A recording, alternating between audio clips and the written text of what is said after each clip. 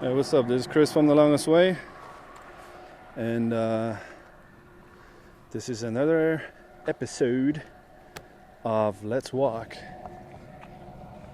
I'm filming really late today because the whole day has been exactly the same. Just this road.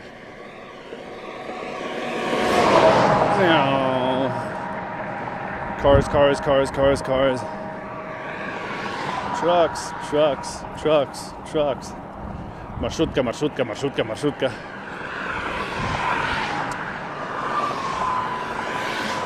I asked the people in the last town, I asked them, is there any other way, except the big road? And they're like, no, there is nothing. So, okay. We're on a big road. And I put in my earphones for most of the day just because it's so loud while I was listening to music. And I was going to tell you, if you're into heavy music, Raised Fist. And I forgot which album I was listening to. I think Dedication, Raised Fist. Damn. That is walking music. If you're into heavy stuff. If you're not, don't bother. But it's like a carpet bombing, musical carpet bombing. And you just pump it in. And you go, and the trucks go, and the wind blows. And you can hear the carpet bombing of Raised Fist. And you can feel the road under your feet, and you can feel a little bit of sweat on your back, and sometimes I get goosebumps for no reason. Well, not for no reason, just because I realize I'm here in the south of Kazakhstan. I'm here. I'm alive. I'm so alive. And sometimes I see a big bird. I keep telling myself all these birds are eagles. Big birds of prey circling graciously, I might add, above the land. And I look at them and I think, wow, another eagle. And I see the next one, I go, another eagle. And I get goosebumps. Because it's awesome. Alright.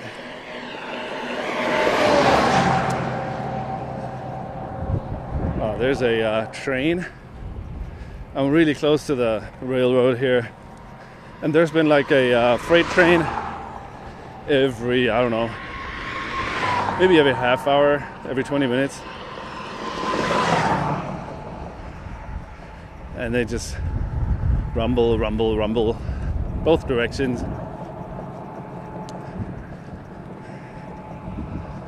And people have been telling me this road here, this big, nice new road, it's 6 years old.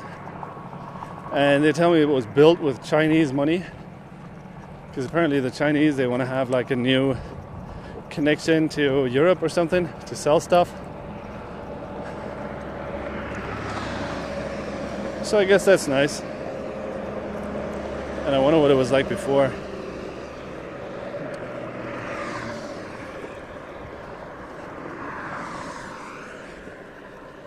Oh, and I was going to tell you about time-lapse movies. Because I just got done shooting a time-lapse there. I usually do that when I take a rest. I set up the camera, point it somewhere, and have it shoot for, I don't know, a half hour, an hour. If there's something to shoot, if there's clouds or whatever moving. And then I sit down. And sometimes I try to sleep or I just sit there. Sometimes I watch something on my phone.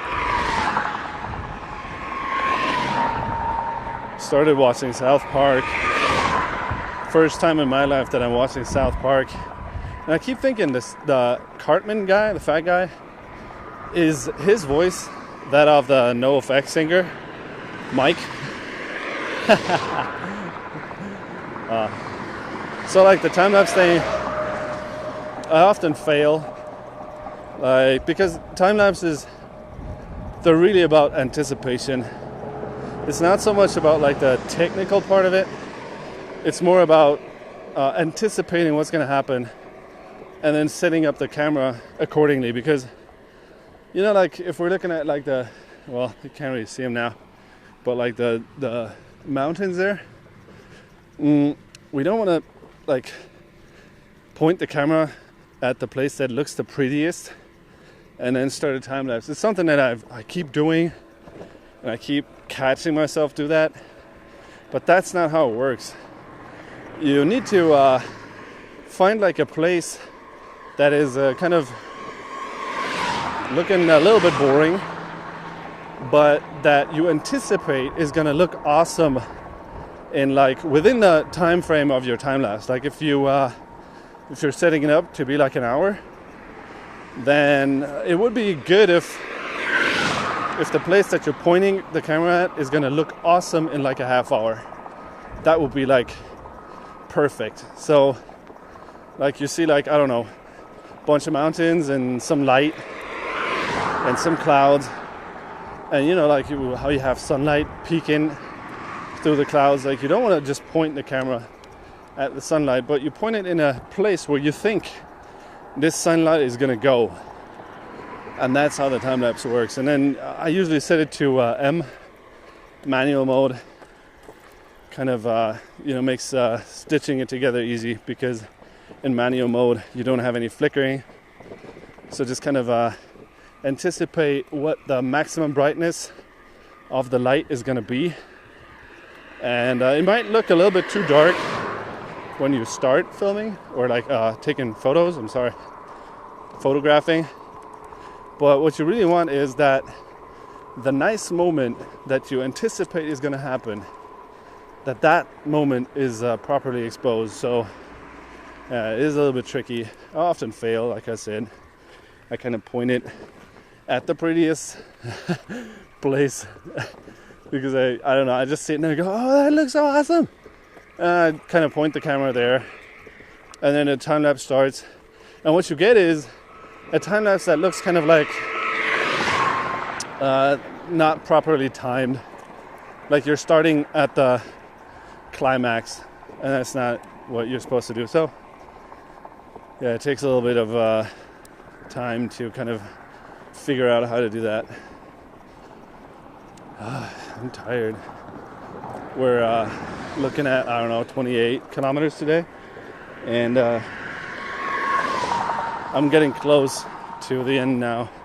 There's a little settlement down there, Akchalak, and people have been telling me there's a proper hotel, or at least like a restaurant, that regularly rents out rooms. So I'm looking forward to that. It's like, my 7th day without a shower. And like, I don't know. Well, I'm looking forward to it. Okay, time's up. Gotta go, dudes. Or, no. That's not how we say it. Gotta go. Have a good day. Dudes and dudettes.